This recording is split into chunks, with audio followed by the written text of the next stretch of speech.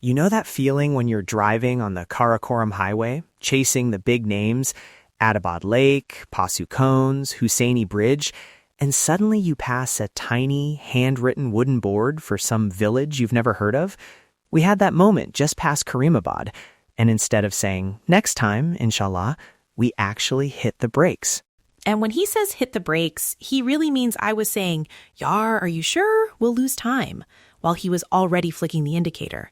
It was one of those small left turns that you usually ignore because you're in a hurry to reach the famous viewpoints. Exactly. This time we didn't ignore it. The board had just the village name and a little arrow. No fancy resort pictures, no top 10 Instagram spot vibes. And that was the charm. We looked at each other, shrugged, and said, okay, let's give this side valley 1 hour. Boss, 1 hour, then we're back on the highway. That one small decision changed the whole day. So in this episode of Travel Diary, we want to take you along that quiet turn into a very normal, very beautiful Hunza side valley and show you how you can safely do the same on your next trip without any extra budget and without stressing your schedule. All right, so picture this. We turn off the Karakoram Highway, climb a gentle, narrow road for maybe 5 minutes, and the big traffic noise fades. There's no huge parking area, no tourist buses, just a couple of small houses, a shop, and a dusty patch by the side where we can pull over. Before stepping out, we did something simple but important. We did a quick gut check. Are there other cars parked here? Does it feel like a normal, safe little village spot, not someone's private courtyard? Are we blocking the road? That road etiquette matters a lot in the mountains. Yeah, and we decided on that 1 hour rule right there. We checked the time, checked the light. It was late afternoon, maybe 1.5, 2 hours before sunset. That's the key for any side valley walk. Don't start it so late that you're racing back to the highway in the dark. Then we packed light. One small bag, that's it. A bottle of water, a light jacket, the car keys, phones, and a little cash. No big camera backpacks, no flashy gear. When you walk into a small village, you want to look like a guest, not like a film crew arriving. I locked the car, checked once, then checked again, because I always do that. Then we started walking uphill on a narrow concrete path. Immediately the vibe changed. The highway roar was now just a faint hum behind us, and ahead we could hear this gentle, constant sound, water running through an irrigation channel. On one side, there were low stone walls with tiny potato fields behind them. On the other side, old apricot trees leaning over the path, their branches just brushing our shoulders. The air smelled like dust, wet earth, and a little bit of smoke from someone's kitchen. It was such a contrast from the touristy spots where everyone's taking the same photos. And this is the thing most people miss. They drive through Hunza, jump from one famous view to the next, but they don't slow down enough to hear that small canal, that water channel trickling in the background of daily life. That sound becomes like a soundtrack to your walk. We hadn't gone more than 100 meters when the first interaction happened. A group of kids came around the corner, school bags bouncing, looking at us with that mixture of shyness and curiosity. You know the look. They want to say something, but they're not sure. One of them finally decided to be brave and just said, hello, in this very confident voice. We both smiled, replied, hello, how are you?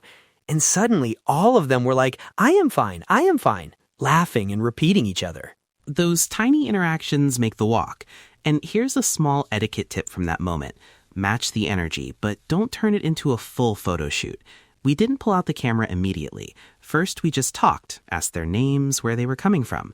Only if they were relaxed and still hanging around, we would gently ask, can we take a picture? Yeah, and if anyone hesitates or looks away, that's your answer. No need for a photo. Respect is more important than a memory card full of faces you don't actually know. Same goes for elders. We passed an older man sitting on a low wall, watching the fields. I slowed down, put my hand to my chest, and said, Assalamu alaikum, Baba. His face just lit up. He replied, asked where we were from, and within 2 minutes we were talking about potatoes, the last winter's snow, and which family had moved to Gilgit for school. Very normal topics, but that's real Hunza life. No one tried to sell us anything. No one rushed us. It was just a small human conversation on a random Tuesday.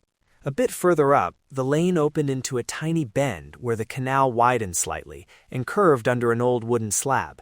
There was a bit of shade from a tree and a view across to terraced fields and stone houses climbing the slope. We just looked at each other and silently agreed, this is our spot. We sat on the edge of the channel, careful not to block the path, shoes a little dusty, backs against the stone wall. You could hear someone chopping wood in the distance, a rooster complaining about something, and kids still laughing further down the lane. The highway was just a faint whisper now. That's when it hit me. We hadn't done anything dramatic. No hike, no trek, no booking. Just parked, walked, sat. But this one quiet corner told us more about Hunza than any crowded viewpoint. A woman passed carrying a bundle of grass. We shifted to give her space, greeted her with a smile, and she smiled back, a little surprised to see tourists just sitting and not taking over. Speaking of not taking over, here's where respectful behavior really matters. When you do a side valley walk like this, stay on obvious paths and lanes. Don't wander into farm terraces or someone's courtyard just because the photo looks nice. If you're not sure if an area is private, assume it is. That simple mindset protects both you and the community. We also kept our clothing simple and modest. Nothing flashy, nothing that would make people uncomfortable. In these small valleys, blending in a little is a sign of respect. And if you end up near a tiny shop or stall, do what we did. Buy something small. We found a little shop with biscuits and local chips and grabbed a few things. It's a nice way to say thank you for the space and the welcome. And for the record, those random mountain chips always taste better than any fancy snack from the city. Maybe it's the altitude, or maybe it's just the view. After maybe 30-40 minutes of slow walking, small chats, and just sitting by the water, we did something very important. We checked the time again. This is where many travelers make mistakes. They fall in love with the place, and suddenly that 1 hour becomes 2.5, and now they're driving in the dark, tired, looking for a hotel with no booking. So we stuck to our plan. 1 hour, we watched the light on the mountains, saw the sun beginning to slide behind a ridge, and said, okay, let's slowly head back. Walking down the same lane, we greeted the same people again. A quick wave here, a kuda hafiz there, and within minutes our car came back into view. Unlocking the car felt different this time. We hadn't just driven through Hunza. We had stepped into someone's everyday world and left it exactly as we found it. No crowds, no noise, no pressure. Just a quiet side valley and 1 simple hour. So if you're planning your own trip, here's a simple formula you can copy. 1, pick a side valley that's close to the main road, maybe 5 to 10 minutes from the Karakoram Highway, and ideally recommended by your driver or hotel host. 2, set a hard 1 hour limit and start at least 2 hours before sunset. 3, park respectfully, do that quick safety and gut check, and carry only a small bag. 4, walk slowly along obvious paths. Greet people first, and always ask before taking photos of anyone. 5, if you talk with a shopkeeper or someone shows you kindness, buy something small or thank them sincerely before you leave.